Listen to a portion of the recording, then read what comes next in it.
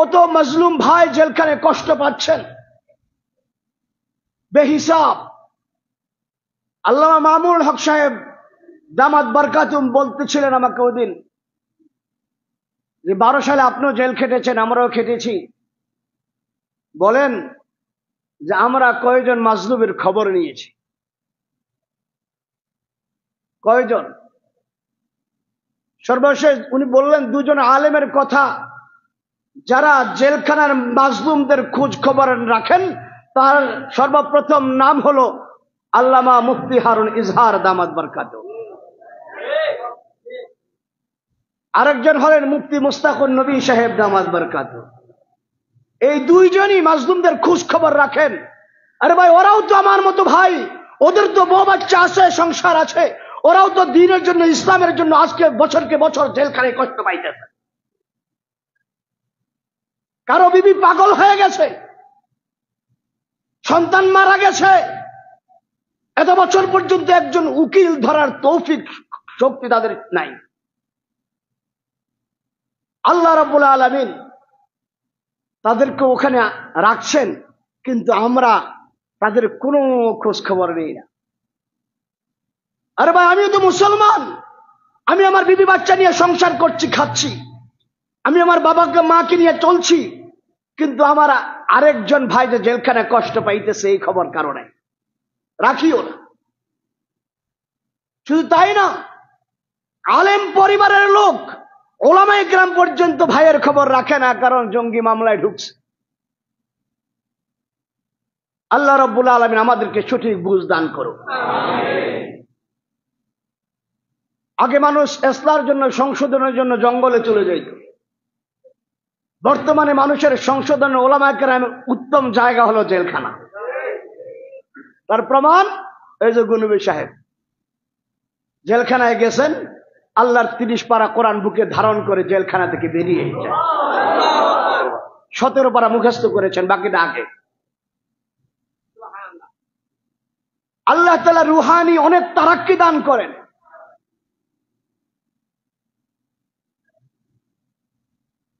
এক মজলুম ভাই এসছেন, আমি জানি না, মুফতি হারুন সাহেব থাকেন 12 নম্বরে, আমি থাকি 11 নম্বরে, পাশাপাশি। সকালবেলা উঠে যাইতেছি, দেখি হারুন সাহেব নিচ থেকে উঠতেছে। কি যে ভাই, কমুক এসছি, পিছিয়ে করে টাকা ছিল, সব আল্লাহ বাজার করে আল্লাহর বান্দারে দিয়ে আসছে। আগামীকাল যে নাস্তা খাবে ওই টাকা আল্লাহর বান্দার কাছে নাই। ভাই, উম্মতের আলেমের অভাব নাই, ফিকিরমন্দ উম্মতের দরদমন্দ আলেমের বড় অভাব, বড় অভাব। জুমার আগে বলছিলাম গুনবী সাহেবকে যে আপনার 2টো কারামত আছে, প্রকাশ্যে বলি। হাঙ্গার স্ট্রাইক জেলখানার একটা ভাষা, দাবি দাবা আদায়ের জন্য হাঙ্গার স্ট্রাইক, খানা খানা বন্ধ। হুজুরের নেতৃত্বে একটা হাঙ্গার স্ট্রাইক হয়েছে। প্রশাসন পরবর্তীতে কিছু জুলুম করছে, আর যেটা এটা নেতৃত্ব দিছে আমি তো জানি না। আমি 15 রমজান ভিতরে ঢুকছি, ঢুকার পরে তারাবির পরে ওই আমার কাছে এসে কাঁদতেছে। কি হয়েছে? হুজুর একটা মেয়ে ছিল, মেয়েটা মারা গেছে। দেখ, আমি তার জন্য দোয়া করলাম। পরের দিন খবর পাইলাম এটা হলো সে শয়তান। আল্লাহ শাস্তি সাথে সাথে কাম সাইরা ফেলেছে। 2-3 মাস পরে ওটা জামিন পেয়েছে। জামিন পাওয়ার পরে আরেক সন্ত্রাসী গ্রুপ এমন কেলাইছে, কেলাইতে কেলাইতে বস্তা বইটা পরে নদীতে ফেলাইছে। মরে নাই, বাচ্চা রয়েছে। ওলামায়ে কেরামের উপর জুলুম নির্যাতন করবা, করো, কত করতে পারো, কিন্তু আমাদের একজন প্রেমিক আছেন যার আরশে আজিমে যদি জালজালা শুরু হয়, তোমাদের মতো জালেমদের সাইজ করতে 2 মিনিটে সময় লাগবে না। জালেম পালানোর সুযোগ পাবে না ইনশাআল্লাহ। মাজলুম তো মাজলুমই, মাজলুমের চোখের পানির প্রতি ফোঁটা পানি তোমাদের জন্য আল্লাহর গজব হয়ে পরিণত হবে। মাজলুমের বদদুয়ায় কোনো পর্দা থাকে না, ওই বদদুয়া সরাসরি আরশে আজিমে পৌঁছা যায়।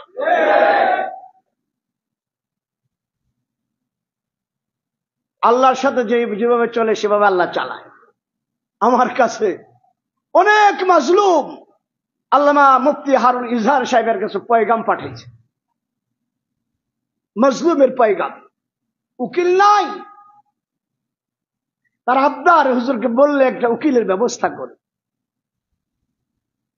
এই সমস্যা একটু বললে হয়তো বা সমস্যার সমাধান হবে। অনেকের জেলখানার ভিতর থেকে কোনো কাগজ বের করা যায় না। আমি এদের নামগুলো সব মুখস্থ করে করে করে করে তা কয়েকদিন পরে নিয়ে আসছি।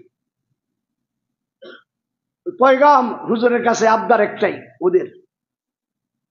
অতএব হযরত যে কথাটা বলছেন, আল্লাহ তাআলা আমাদের সকলকে মাজলুমদের জন্য সহযোগিতা করার তৌফিক দান করুন। রব্বুল আলামিন ভিতরও খাওয়া বাহিরেও খাওয়া। আমাকে এক রুমে রেখে দিস, রুমে 3 জন। মামুনুল হক সাহেব শুক্রবার আমার জন্য পোলাও আর গরুর গোশত পাঠায়। বৃহস্পতিবার রাত্রে চিন্তা করলাম, আল্লাহ এই 2টা লোক আছে গরিব মানুষ, আমি একলা একলা গরু আর পোলাও খামো, এটা হয়?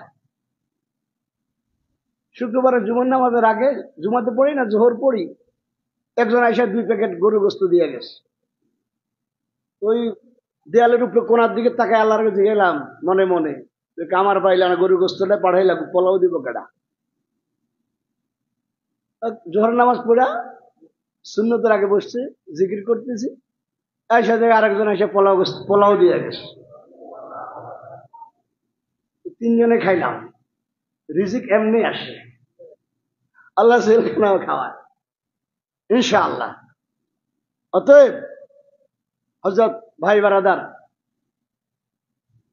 ইসলামের জন্য, দ্বীনের জন্য আমাকে আমার জান মাল উৎসর্গ করতে হবে। রাজি আছে ইনশাআল্লাহ?